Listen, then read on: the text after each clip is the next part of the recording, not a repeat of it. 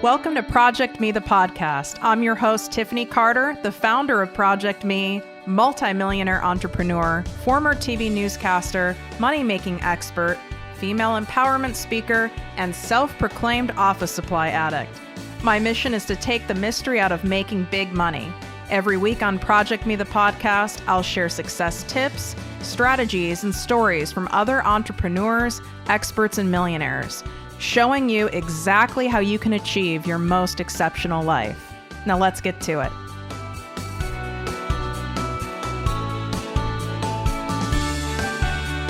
Are you tired of grinding away to make money, feeling like you need to clone yourself to make your business a success?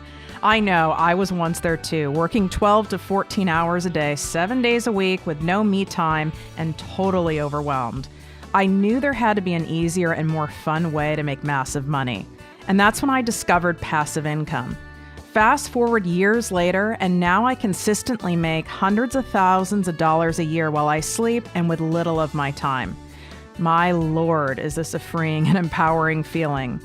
It's my mission and passion to teach all of you to do the same. So I created the exclusive ProjectME Passive Income Posse, where I directly teach you how to incorporate passive income streams into your life and business. If you desire the same financial freedom I've created, message me on Instagram or Facebook at ProjectME with Tiffany, and I will send you the group application requirements. We're keeping this group small so everyone gets customized guidance and attention. All right, now back to today's episode.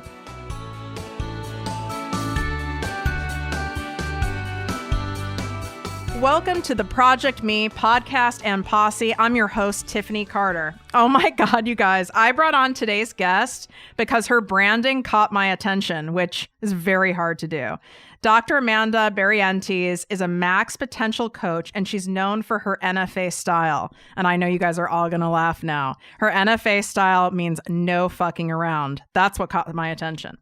She is the founder and CEO of ABI Coaching, and she has an amazing journey that she's going to share about today, going from food stamps to six figures in 3 years. Welcome to the show. I'm so happy to have you on. Hey, Tiffany. I'm super psyched to be here. Thanks for inviting me. So what do you want me to call you? Do you want me to call you Amanda? You worked hard for the doctor part. Do you want me to call you Dr. Amanda? You tell me. Amanda's great. Okay. Well, I mean, I respect it because I know how much hard work that is. So it's like, thank you. Some people are like, no, you call me doctor. I like paid for that shit. that is true. And you know, it's funny, when I'm at events, I definitely introduce myself as Dr. Amanda Barrientez, but once you get to know me, Amanda is great. So. All right. That's cool. Well, I mean, I don't know if you realize that's why I had you on. I handpick all my guests. I don't have anyone do it for me. And truly, what I said in the intro is like to catch someone's attention by the way, you guys, on Instagram is like next to near impossible, let alone me, who I have a social media team. I rarely spend time just scrolling, but I thought it was so funny because I love dropping a good F-bomb and my audience knows that. So when I saw like, the whole NFA style, and it's no fucking around, I'm like, this is one of my people and she's coming on the show. I love it. Thank you. You know, it's so funny. I debated and I've asked people on my website, I'm like, is this too much? And they're like, it's kind of shocking because you wouldn't expect that from a doctor. And it catches people's attention really quickly when I'm at events. That's how I introduce myself. And I think it really shocks people. And I love it. And it actually I have a little story behind it. When I was a kid, I had a volleyball team, but it was an adult volleyball team and we had to have one adult. And so I was like, okay, Dad, you're going to be the guy who's our adult on the volleyball team. And I'm going to collect all my friends so that we can kick ass on this volleyball team. And, everyone's like, what's our name going to be? And I'm like, no fucking around. And since then, I've used that through, competitive adventures. And then as I started coaching, people are like, you're tough. Like, you're really tough on me. And I'm like, well, that's what a good coach does. I'm not fucking around. And all of a sudden it stuck. And people started saying, oh, you're the no fucking around coach. And I was like, I am. I love it. Well, I can tell you it caught my attention and in a good way. So there you go, guys. Like, if you're I love having people on and like using things as lessons. And it's like, There's an example right there. She was true to herself. This is who she is. You know, you were a little torn because, right, some people get really turned off by the F-bomb. If you saw my DMs, I get preached to. I get Bible scripture over. It's like, God is okay with me swearing. We'll be fine. Like we've had a chat, me and God, you know, it's like, so and when you're true to yourself, you know, it does attract the right people. It will also push away people, but those aren't your people. So who gives a fuck? Yeah, I love it. You're so right. Yes. So I'm so excited to hear about your journey. I mean, that's pretty extreme, like food stamps to 6 figures in 3 years. Like, you got to take us through that. Yeah, definitely. You know, it's really interesting. Let's say I started with a lot of money shame. And I think it was part of my story. And it's part of the way that I coach people is coming from a place of, I was a first gen college student. And you know, I'll share with you, I'm really open and I've listened to several of your podcasts. And, you know, once you connected with me, I was like, oh my God, I love her. I have got to connect with her. She is amazing. So I was so honored to be asked to be on the podcast. And it made me think about authenticity in the way that I coach and how I am someone who very vulnerably and openly shares my story because I notice that it helps other people open up and share theirs.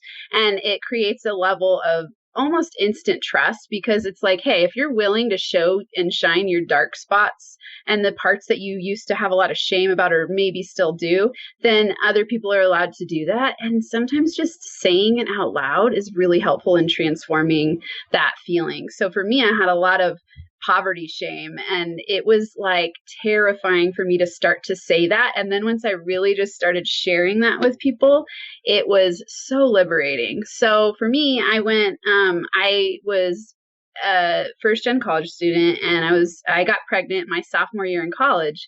And I ended up getting married to the person. He was my first love.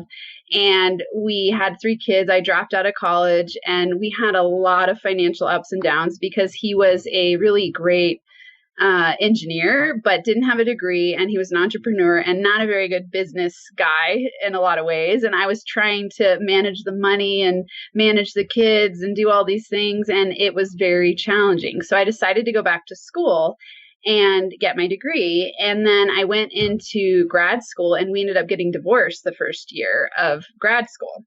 So I was 15 years into a marriage, didn't have a degree, had stayed home with the kids for a lot of years. And I had done a lot of online businesses and tried to make things happen, but it was pretty challenging being a full-time mom. And so I was like, I've got to be financially stable. This isn't working. So I decided to go back to school, but then we got divorced. He lost his job. I had no child support. And I was like, oh crap, what am I going to do? You know, so no child support. And, you know, for any of the listeners out there, grad school doesn't pay very well. So I'm like, okay, I've got 3 kids and I got to figure out how to finish this because I've got to end this cycle of poverty for my family. And I really want to become financially empowered. So, you know, I went to counseling and I was like crying and freaked out. And she's like, you know, why don't you access social support? You know, and I was just like, I can't do that. It just felt I had so much shame around it. And I was like, what about in the line at the grocery store when I pull out the card and it's just so embarrassing and it contradicts all these empowerment things that I want to feel in my life. And finally I went for it because I really didn't have a choice. And so I received, you know, those benefits and I was really stuck and blocked. And I was a sociology, my PhD's in sociology. And then I was also a fundamentalist Christian growing up. So in the fundamentalist Christianity background, I got this belief system that money is the root of all evil. Oh, really? Oh, I didn't know that was part of the gig.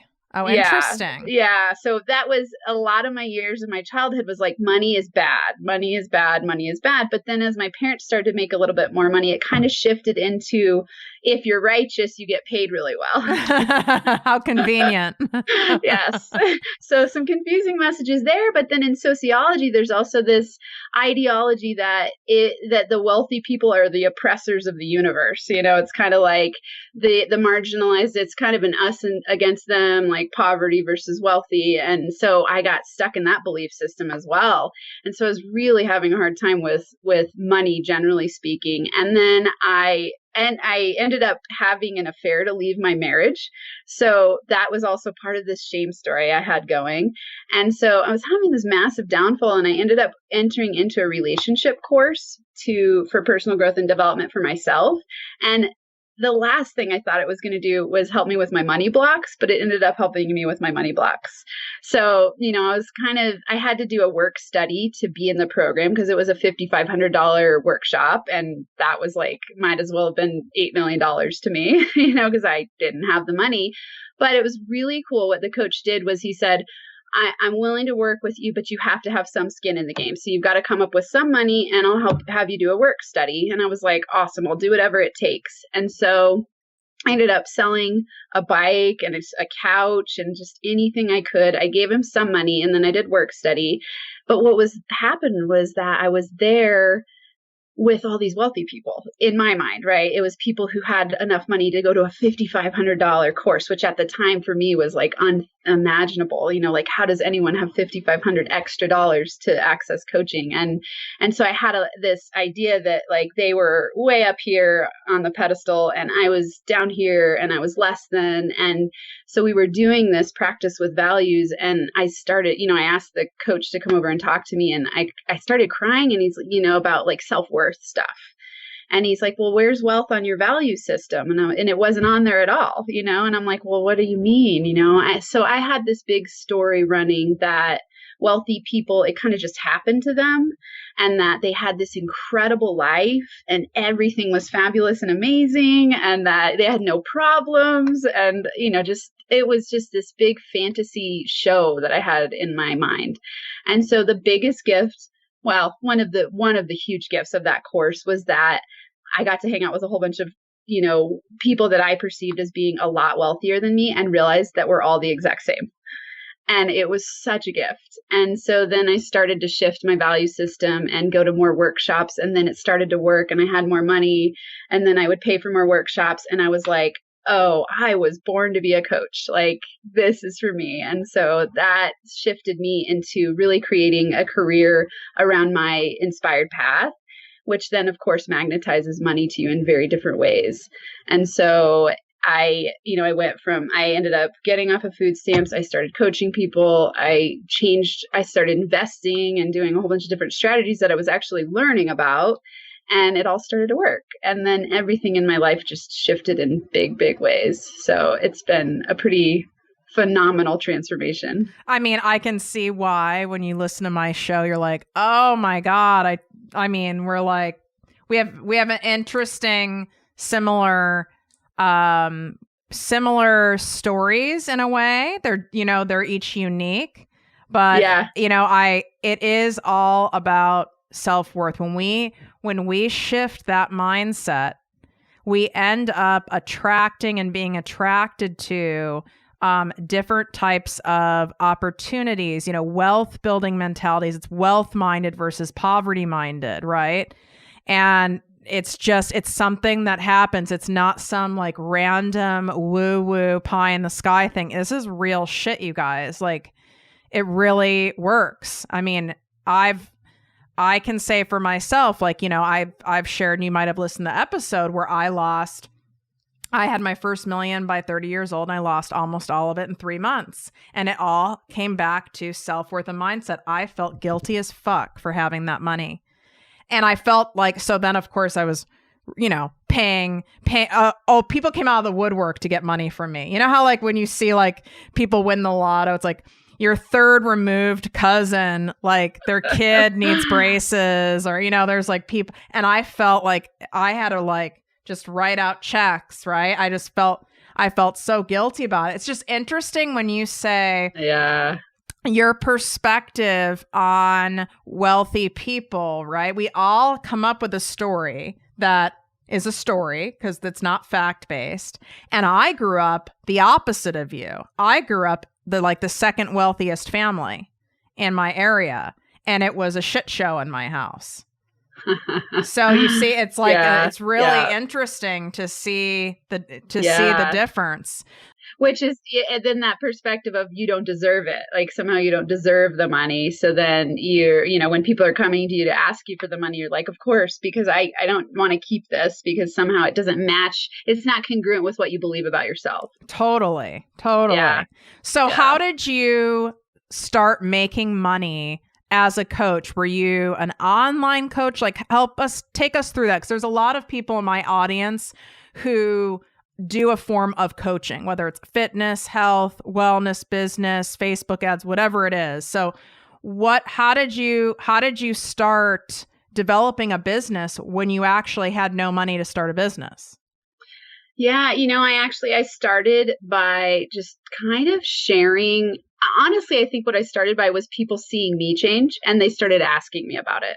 And I was so on fire with the information that I was learning that I was like talking about it all the time. I was like, because I realized, I was so stuck in this victim mindset that I really realized like, oh, you have the power to change if you want to.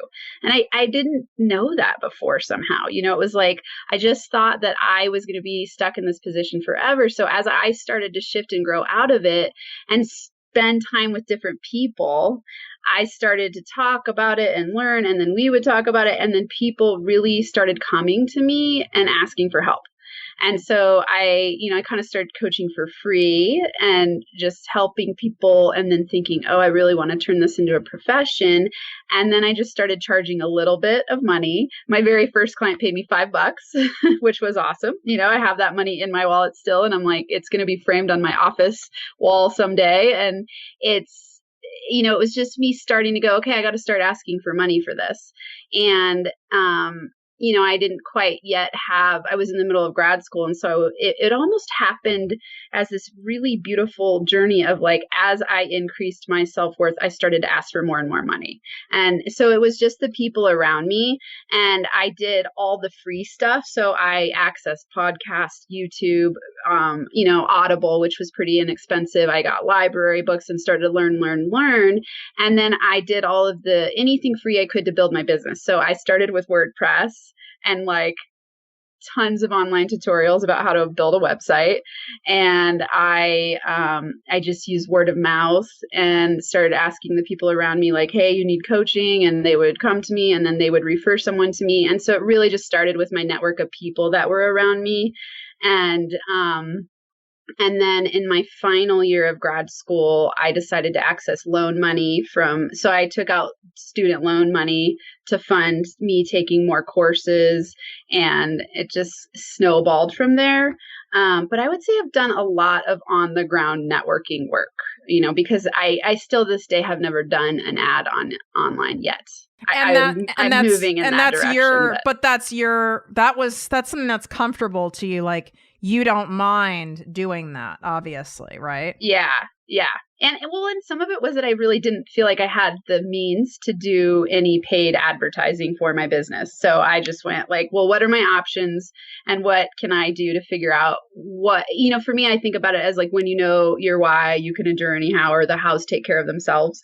It's like, I was on fire. I was like, I want to create a profession out of this. And so I'm willing to talk to people in every opportunity I have about what I'm doing and put myself out there and say like, hey, doors are open. Come talk to me. Let's do work together. See, and you can't make someone do that, you guys. Like, people will say, oh my God, so she started, she was on food stamps. She has, obviously you have kids, you have kids, you had a divorce, you had the affair, you had all this shit going on. It's like, she started a business, she didn't have money. And it's like, well, I don't really have money and it's not working for me. Something's wrong with me. Nothing's wrong with you. Don't miss what she just said. She hustled her ass off. She had a fire that was so big inside of her and so much passion that she just said it. I talked to everybody and anybody I could about this, and she made it very clear what she did for a living and made, basically an in-person call to action, like, this is what I coach people on. Like, I want clients, send people to me. And she did it day in and day out is what I'm picturing, right? Yeah, absolutely. Yeah. And that doesn't cost money, right? And I could sit here and I could coach you, she could coach you to do that, but no one can make you do that and have that fire to do that. So Where did this fire, do you think, came from within you? Because that can get pretty old doing that unless you have some, you can have some weeks or even a month where you really don't make any sales. So it's like, what kept you going? I think there is a deep love of teaching in me. So when I was at CU as a grad student, I got to teach almost 2,000 students in courses. And so I got to learn how much I love teaching, like seeing somebody awaken and have a new perspective shift from something you're teaching is really, really, it's to me, it was funny. The first time I ever taught a class, I walked away and I told someone, I was like, that is like crack. It was just this experience of like, wow, that is such a fun process. And so in that, I knew that coaching would be a good avenue for me to get to serve people. But what I did, I help people with raising their value and shifting their values orientation. And so I put wealth building at the top of mine. And I was like, it used to be like kids and then relationship and then, all these other things. And I was like, oh, wealth building's not on there. I got to shift it on there. So I started reading every book I could on wealth building, and which also leads, of course, to self-worth and leads to personal power and figuring out relationships and joint ventures and all of these things, marketing. And so it led me down this path where I was like, I'm on fire to have a business where I get to serve people and have unlimited potential for my income. And it's like that next piece of the puzzle for me. Like, I can't wait to be a multimillionaire. Bring it on, because I haven't mastered that game yet. And I'm really excited to. I'm excited for you. It's a fun game, I can tell you. Yeah, I can't wait. So on your values now is wealth. What is it? Wealth development. Is that still number one?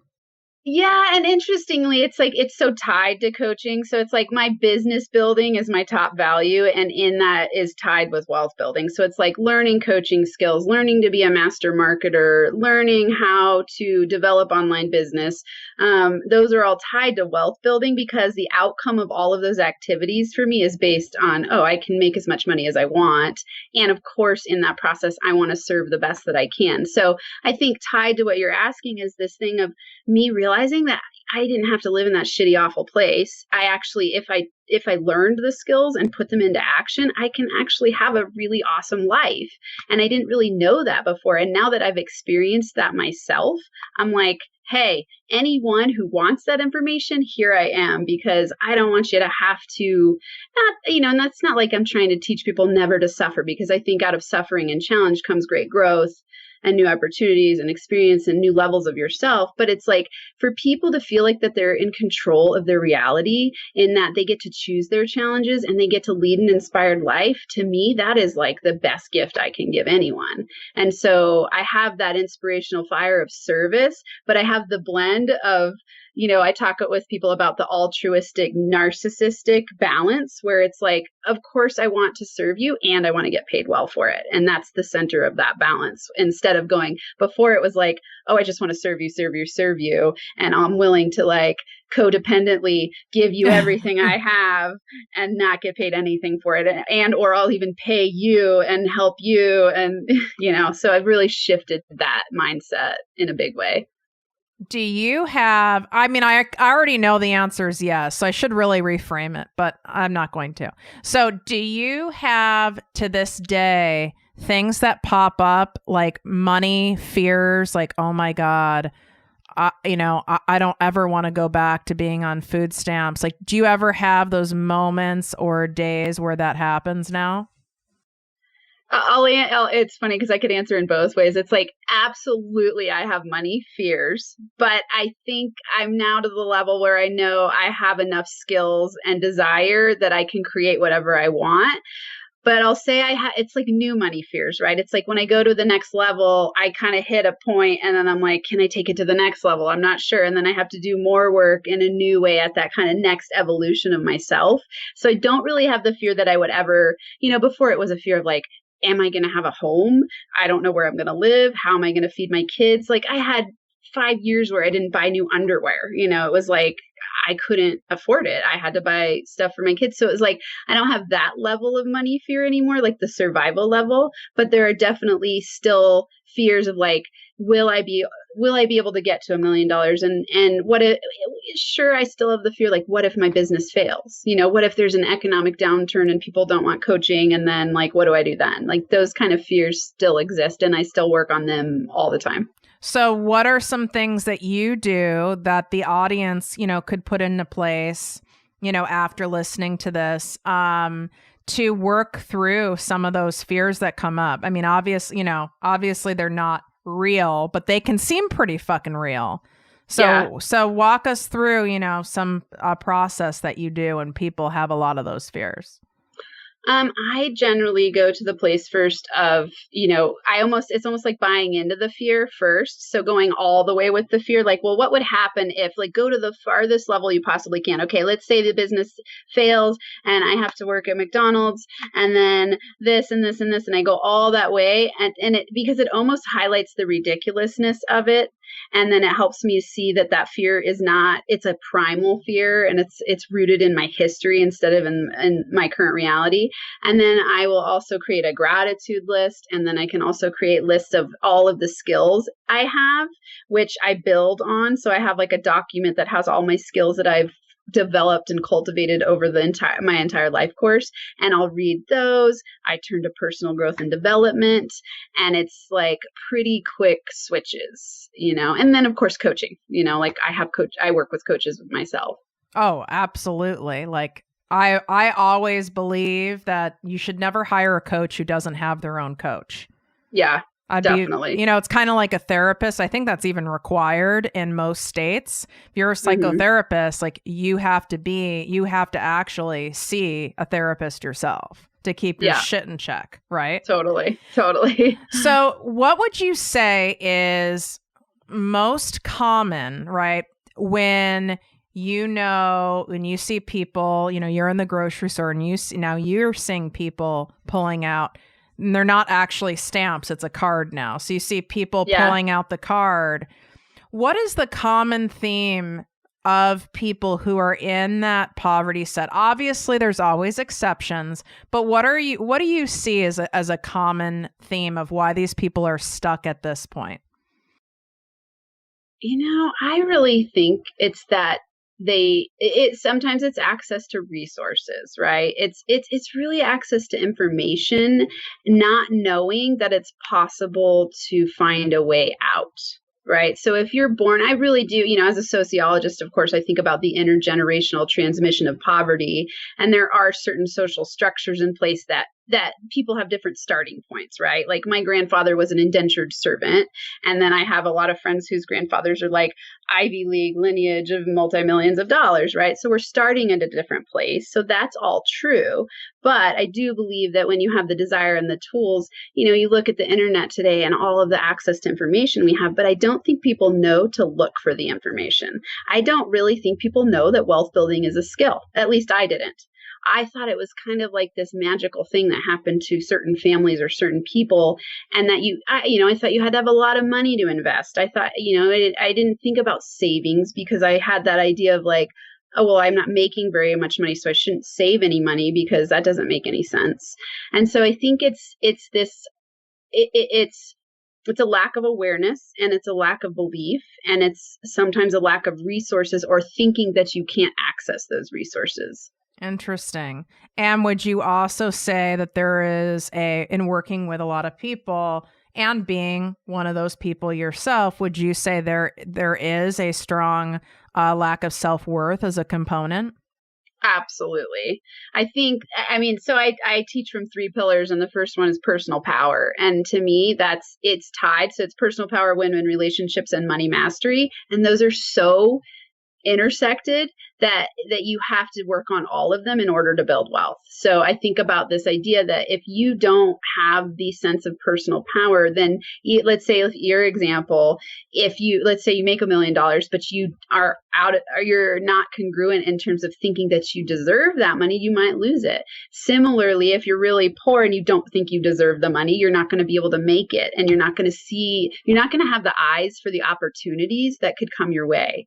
So it's been shocking and beautiful and amazing and wild for me to experience the shift in even my perception of who I interact with and the now financial opportunities that come my way. And even you energetically attract and are attracted to different people, places, and things when you up level your mindset, for sure. Totally. Yes. And so I think it's hard when you're in a poverty consciousness, and let's say you're in an intergenerational cycle of poverty, you tend to hang out with other people who have the same consciousness. And so it's really hard to get out of it because you're kind of awash in that mix that you don't even know exists. So for my dissertation research, I interviewed incarcerated men who spent on average 18 years incarcerated and were gang involved, and were in a reentry program, and listened to their stories of trauma and starting to overcome trauma. And they talked about mindset, which was so cool to me. They're like, you can't have a victim mindset. And they called it the victim to victor mindset. And it's like, but they were in a program that for the first time in their lives gave them those tools to even think differently. Because before that, they were in this full system, like family system, environmental system that kept them thinking in a certain way. And they didn't even have any way to think differently because they just wasn't there for them. It's hard for me, and it's hard for me to comprehend. We have, you and I can tell we're similar. And it's so funny because our backgrounds are really different, right? Yeah. And it's hard for me to conceptualize when you say like someone who is on, food stamps, so to speak, and they don't realize they have the resources, or even like that the resources are actually even exist. It's hard for me to comprehend that because I'm thinking, I know people who are very intelligent. Obviously, you're very intelligent. You are. I mean, you're an intellect. You're very intelligent, yet you were on food stamps and you still didn't know those existed. So kind of help me understand that a little further, because it's hard for me to get that. Yeah, it's funny being on this side of it too, because I'm just like, wow, what was the it's almost like, so in my gender classes, I would teach about having a gender perspective and a gender prescription. So you have this prescription that helps you see the world in the way that you were given those glasses. So let's say your parents gave you the glasses that taught you like money's bad, we're always going to be poor, wealthy people are wrong, this is our life, there's no way out of it. That's your social context. So then you don't even, it's like, unless you take the glasses off and someone gives you a new pair, it's really hard to see any differently than you already do. And so it's this, it's like almost, it is wild, isn't it? It blows my mind, but I've gotten the opportunity to teach so many students that come from very privileged backgrounds. And it was always like, I get it now. Like, they are raised in a very different context than I was, or the people I interviewed, so I go, my parents didn't talk to me about stocks. They didn't talk to me about politics. They didn't, I had the Bible in the home. Like, that was it. And I wasn't in this setting where people were talking about. My dad luckily really taught me. I mean, my parents are entrepreneurs and they've had a lot of ups and downs in their businesses, but there wasn't a lot of talk about money. And I don't think everybody gets that. Like, you might not have in your family. Sometimes it's just what you observe. But if you observe your family investing, and you observe your family having a big, nice house, and you observe all these different things, you have a very different read of what's possible. So I think about it as like, it's helpful when we can see the possibility of something new. And it's not enough, right? It's not enough because, I mean, you watch TV, I imagine, and movies, sure. And, everyone went to school. Even if you went to school in like an area where people weren't wealthy, there still is always the wealthiest person in the school. So you did see evidence that this was possible, but did you think, well, that's just reserved for the special people? Totally. Yeah. Like that, they're not me. Somehow that's not my reality. It's like, yes, absolutely. Like somehow I was different than them and their families just had that. And it wasn't my reality in my mind. Like this is our lot in life. This is totally. It. We're just the paycheck to paycheck family. This is the gig.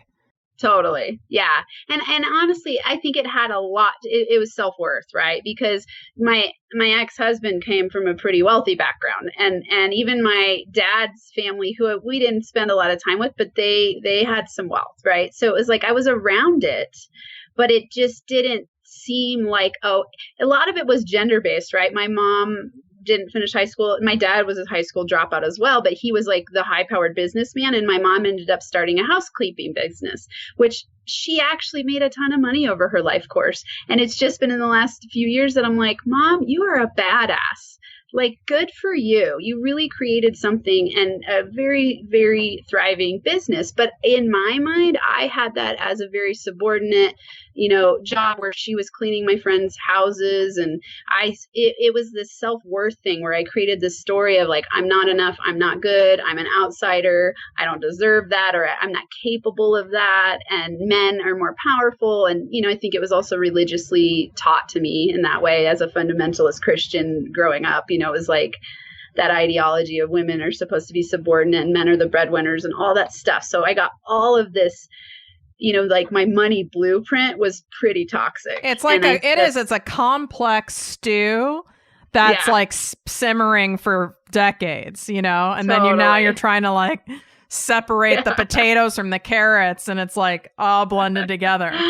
Totally. So yes. What would you say to people? What's like a really good way for people to explore some of their mindset stuff where they're maybe right now they're in debt, they're broke, they're paycheck to paycheck. And I hear from a lot of people, they DM me, they email me, and they say, I don't know, I can't ever seem to get ahead. That's like a common thing I hear a lot.